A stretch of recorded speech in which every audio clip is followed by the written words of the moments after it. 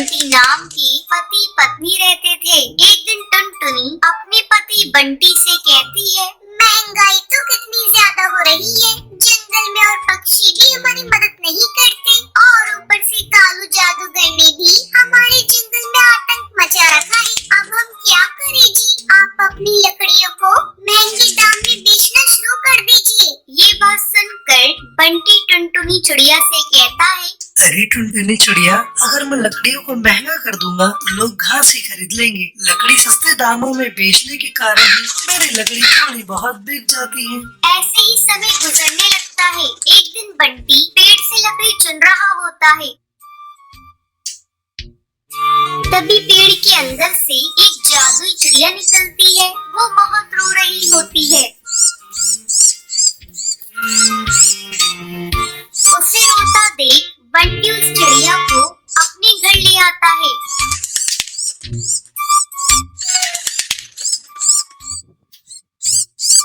और टुनटुनी चिड़िया से कहता है, टुनटुनी चिड़िया सुनो, आज मैं जब लकड़ियाँ काट रहा था तो पेड़ के अंदर से ये नन्ही चिड़िया निकली। ये बहुत रो रही है, तुम इसे कुछ खिला पिला दो। लेकिन बंटी जी, हमारे पास तो खाने को कुछ है ही नहीं। रुकिए, मैं बुलबुल से कुछ लेकर आती हूँ।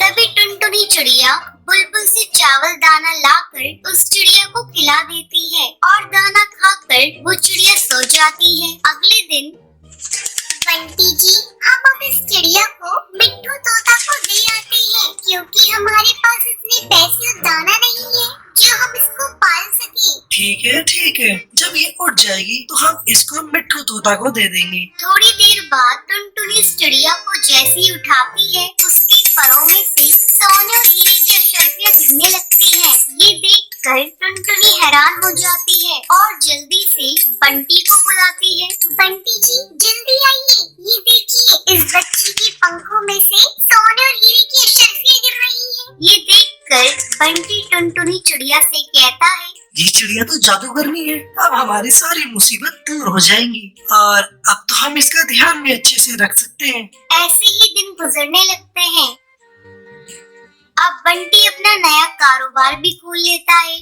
बंटी और टुनटुनी चिड़िया मिलकर सबकी मदद भी करने लगते हैं। अब ये खबर कालू जादूगर को पता चल जाती है और वो अपने सिपाहियों से कहता है, सिपाहियों, उस टुनटुनी के घर जाओ और चुपचाप से उस जादुई चिड़िया को चुरा कर हमारे पास लाओ। दोनों सिपाही उस चिड़िया के घर पहुंचते हैं। जब टुनटुनी सो रही होती है, तभी वो चिड़िया को उठा लेते हैं और अपने साथ ले जा रही होती है। तभी वो चिड़िया रोने लगती है। अब चील सिपाही कहता है, अरे ये तो बहुत भारी हो गई है, उससे तो उठाई भी नहीं जा रही। इसका रोना बंद करा वरना ये तो हमें पकड़वा देगी। थोड़ी दूर जाने के बाद वो जादुई चिड़िया और जोर जोर से रोने लगती है। रोने से उस बच्ची का वजन भारी हो जाता है, जिसकी वजह से सिपाही उसे उठा नहीं पाते और वहीं जंगल में छोड़कर चले जाते हैं। अगली सुबह टुनटुनी और बंटी ढूंढते ढूंढते नदी किनारे पहुँचते हैं और उस जादुई बच्ची को अपने घर ले जाते हैं। अब बंटी और टुनटुनी चिड़िया दोनों मिलकर उस बच्ची को जंगल से बहुत दूर ले जाकर खुशी खुशी रहने लगते हैं। एक जंगल में टूनी नाम की भूतिया चिड़िया रहा करती थी। वो रात में जंगल में रहने वाले पक्षियों को उठाकर उन्हें अपनी गुफा में ले जाकर उन्हें मारकर खा जाती थी। अरे वाह, आज तो मजा आ गया खाने में, कितना स्वादिष्ट पक्षी था।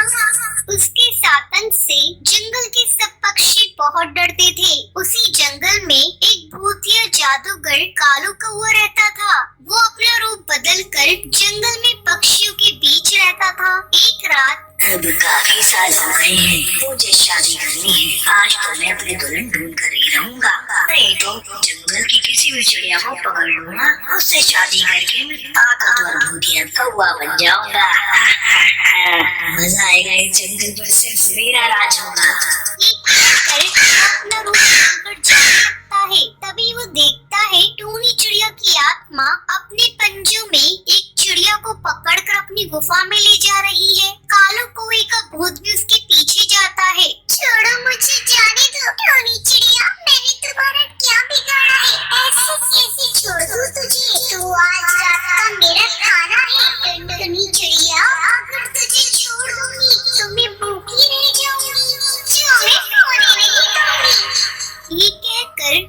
चिड़िया की आत्मा टुनटुनी को मार देती है। अरे ये कौन है? चिड़िया की आत्मा, ये कितनी खूबसूरत है। अगर मैं इससे शादी कर लूंगा तो मैं बहुत ताकतवर बन जाऊंगा। इसकी दहशत से पूरा जंगल डरता होगा। अब भूतिया कालू कौवा टूनी चिड़िया की आत्मा से शादी करने की सोचता है। अगली रात वो टूनी चिड़िया की आत्मा की गुफा को फूलों से सजाता है। जब टूनी चिड़िया की आत्मा वहाँ पर आती है, अरे ये कितनी प्यारी गुफा लग रही है, ये किसने किया? इसे फूलों से किसने सजाया है? तभी वहाँ पर कालू कौवा आ जाता है। ये सब मैंने किया है टूनी चिड़िया, मैं तुम्हें पसंद करता हूँ, तुमसे शादी करना चाहता हूँ। जब से मैंने तुम्हें देखा है मैं तुम पर फिदा हो गया। ये सब सुनकर टूनी चिड़िया की आत्मा बहुत खुश होती है और मन ही मन कालू कौवे को पसंद करने लगती है। हाँ कालू कौवे, मैं तुमसे शादी करने के लिए तैयार हूँ। कल रात हम दोनों शादी कर लेंगे और अपना जीवन एक साथ बिताएंगे। पर टूनी चिड़िया को भूतिया कालू कौवे के इरादे का पता नहीं था। वो उसे मोहरा बनाकर ताकतवर बनना चाहता था। अगले दिन अब रात में कालू कौवा अपनी भूतिया बारात के साथ गुफा में आता है। टूनी चिड़िया की आत्मा मंडप में बैठी थी। अब उन दोनों की शादी हो जाती है। कालू कौवा टूनी चिड़िया की आत्मा को अपने घर लेकर आता है। कालू कौवे, ये घर कितना सुंदर है, लेकिन तुम इस जंगल के हो भी नहीं, फिर भी तुम्हारा इतना बड़ा घर, तुमने मुझसे ही शादी क्यों की? तुम्हें तो कोई और अच्छी कौवी ये चिड़िया मिल सकती थी। तभी कालू कौवा अपने रूप में आ जाता है। मैं कौवा नहीं, भूतिया कौवा हूँ। मैंने तुमसे शादी इसलिए की ताकि मैं इस जंगल पर राज कर सकूं, भूतिया राजा बन सकूं। धोखा, इतना बड़ा धोखा किया तुमने मेरे साथ। मैंने तुम्हें अपना पति समझा और तुमने मुझसे इतनी बड़ी बात छुपाई। मैं तुम्हें छोड़ूंगी नहीं, तुमने मेरा इस्तेमाल करना चाहा। तभी टूनी चिड़िया की आत्मा गुस्से में कालू कौवे को मारने वाली होती है। टूनी चिड़िया, मैं तुम्हारा पति हूँ, मुझे मत मारो, मुझे माफ कर दो टूनी चिड़िया। फिर टूनी चिड़िया की आत्मा सोचने लगती है, अगर मैंने इसे मार दिया तो मैं विधवा हो जाऊंगी। वैसे तो ये मेरा पति ही है, मैं इसे नहीं मार सकती। शायद इसने मुझे धोखा ही क्यों न दिया हो। ये देखकर कालू कौवे के भूत को अपनी गलती का एहसास हो जाता है। वो टूनी चिड़िया की आत्मा का प्यार अपने लिए देखकर भावुक हो जाता है। टूनी चिड़िया, मुझे माफ कर दो, मैंने तुम्हें धोखा दिया, लेकिन अब मैं तुमसे सच्चा प्यार करने लगा हूँ। क्या तुम मेरे साथ रहोगी? कालू कौवे, मैंने तुम्हें दिल से अपना पति माना है। तुम चाहे भूतिया कौवे की आत्मा हो, फिर भी मैं तुम्हारे साथ अपनी जिंदगी बिताना चाहती हूँ। अब वो दोनों एक साथ खुशी खुशी रहते हैं। टूनी जब गर्भवती थी तभी उसके पति टुन्नू की एक दुर्घटना से मौत हो गई थी। मुही अब सारा दिन यूं ही तस्वीर बहाती रहेगी या घर का काम भी करेगी? माँ जी, वो मेरे पेट में बहुत दर्द हो रहा है। आपको तो पता ही है, मेरा 9वां महीना चल रहा है, मुझसे उठा तक नहीं जाता। मैं काम कैसे करूं? आए हाय, एक तो मेरे भाई को खा गई, अब महारानी आराम फरमाने के बहाने ढूंढ रही है। चुपचाप खड़ी हो और खाना बना जाकर। टूनी बेचारी दर्द से बेहाल उठती है और दूसरी डाल में बने किचन में जा ही रही होती है। तभी उसको चक्कर आ जाते हैं और वो नीचे गिर जाती है। टूनी के गिर जाने से उसके सर से काफी खून बहने लगता है। तभी आवाज सुनकर बबली और लूसी कबूतरी वहाँ आती है। अरे माँ, ये क्या हो गया? अरे गिरी कैसे है ये छोड़, ये सोच इससे छुटकारा कैसे पाएं। अगर आसपास पड़ोस में से किसी ने इस हालत में देखा तो हम पर ही इल्जाम आ जाएगा। चल थोड़ी देर इसे ऐसे ही पड़े रहने देते हैं, फिर ले जाएंगे हॉस्पिटल। तब तक हमें इसे हमेशा के लिए छुटकारा मिल जाएगा। कुछ समय बाद टूनी हॉस्पिटल में आ जाती है। तभी डॉक्टर बुलबुल बबली से कहती है, हम आपकी बहू को तो बचा नहीं पाए, लेकिन उन्होंने एक बेटी को जन्म दिया है।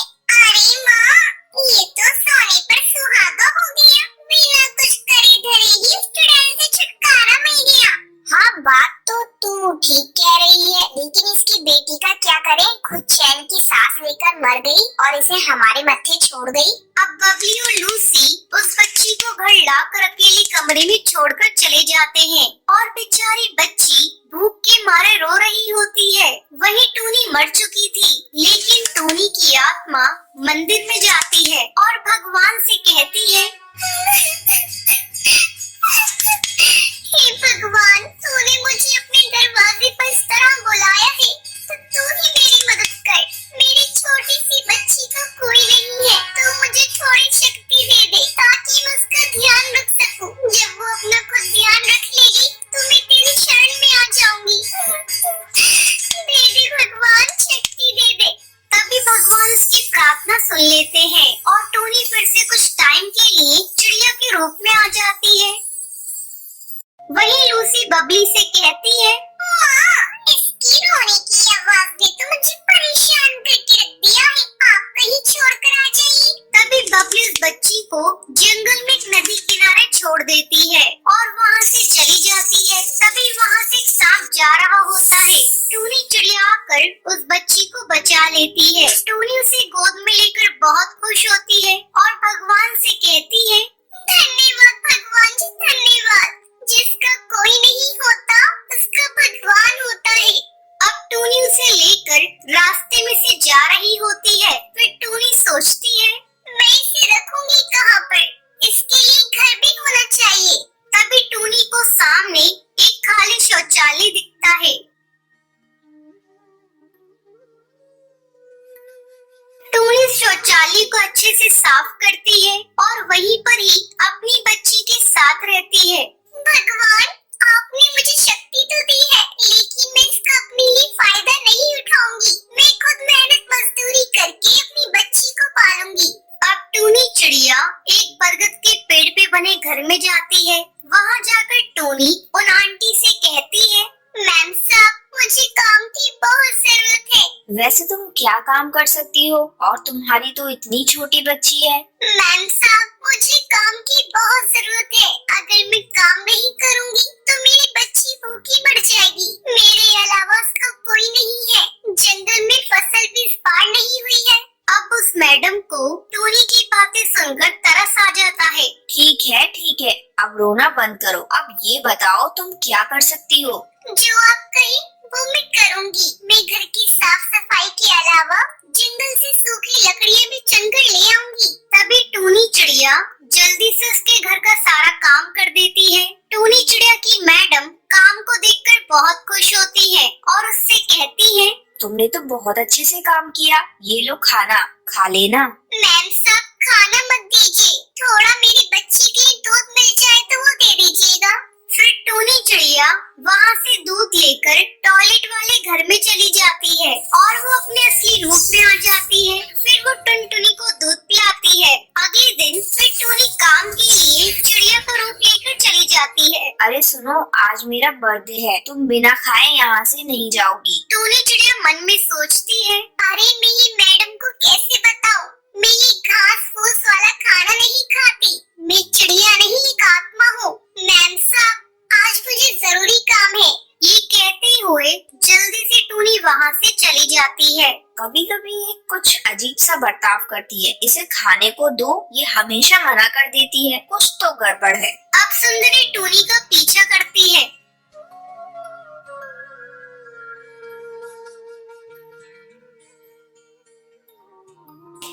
ये कौन सी जगह रहती है? यहाँ से तो कितनी गंदी स्मेल आ रही है। तभी सुंदरी टूनी को असली रूप में देख लेती है और उससे कहती है, तुमने मुझसे झूठ कहा था और मुझे इतने दिन से धोखा दे रही थी। तभी टूनी चिड़िया उसे शुरू से लेकर आखिर तक सारी कहानी बताती है। सुंदरी कहती है, तुम सच्ची हो टूनी, इसलिए भगवान तुम्हारे साथ है। और अब तुम चिंता मत करो, मेरे पास एक और घर है, तुम वहाँ रह सकती हो। और जब टुनटुनी बड़ी हो जाए तो तुम्हारे बाद मैं उसका ध्यान रखूंगी, ठीक है? शुक्रिया मैम साहब, बहुत बहुत शुक्रिया। ऐसे ही कुछ साल गुजर जाते हैं। टुनटुनी बड़ी हो गई थी और टूनी उसे छोड़कर स्वर्गवास हो गई थी। तभी सुंदरी कौवी टुनटुनी को सारी बात बताती है और टुनटुनी टूनी का फोटो देखकर कहती है, शुक्रिया माँ, आपका बहुत शुक्रिया। अगर आपको ये वीडियो पसंद आई हो तो